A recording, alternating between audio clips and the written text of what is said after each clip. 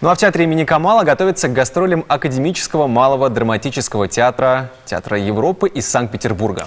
О некоторых подробностях предстоящих гастролей говорим с Наилей Ахмадуллиной, заместителем директора Малого драматического театра Европы, и с Ильшатом Латыповым, заместителем директора Камаловского театра. Доброе утро, уважаемые гости. Утро доброе. Доброе утро. Итак, Ильшат, ваш театр постоянно радует зрителей гастролями различных театров. Впервые ли театр Европы приезжает в Казань?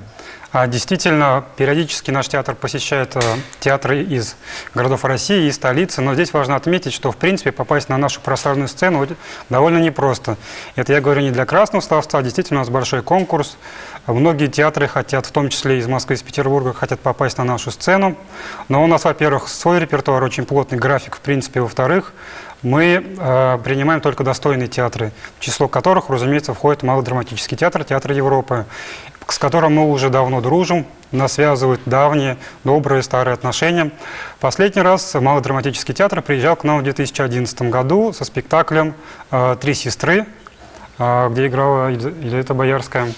Вот. И в то время я еще не работал в Камаловском театре, и на меня это произвело одно из самых сильных, наверное, впечатлений в моей жизни, в принципе. Поэтому я очень рад, что мы смогли повторить эти гастроли. Тем более, что за 7 лет соскучились, видимо. Да, Наиля, вот на этот раз с какой постановкой приезжаете? В этот раз мы привезли спектакль «Жизнь и судьба» по роману Василия Гроссмана. Это очень такой серьезный, полноценный роман, который был написан Гроссманом еще в 40-е годы. И Лев Абрамович Додин написал инсценировку этого романа и поставил спектакль. Это один из самых значительных спектаклей нашего театра. Кто из актеров задействован в спектакле? Вот это самое интересное, потому что здесь существует в этом спектакле удивительный дуэт. Это Татьяна Шестакова, народная актриса России, и Сергей Курышев. Потому что я, наверное, работая 33 года в этом театре, впервые почувствовала, когда два человека сливаются вместе, и такое ощущение, что говорит один автор. То есть это удивительное слияние любви, добра и целой жизни. Это такая жизнь и судьба, которая проходит через этих двух актеров. Это удивительный спектакль и, пожалуй, самый-самый пронзительный спектакль нашего театра. Также, Наиля, мы знаем, что вы родились в Казани, да? Все правильно. Да.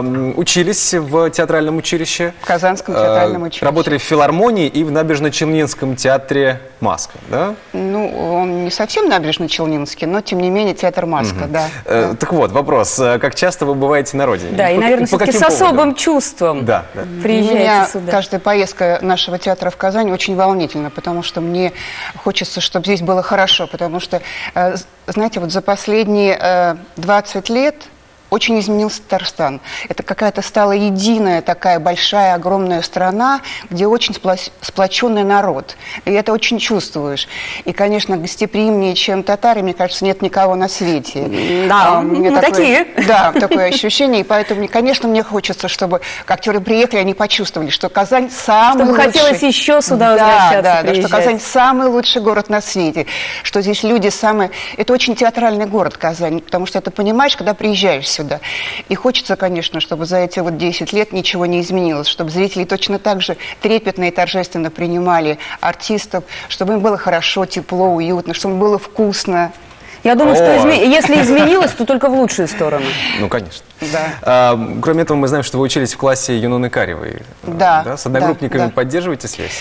Ну, у нас было два преподавателя. Это Юнона Ильинична Карева и Людмила Александровна, которая преподавала нам мастерство.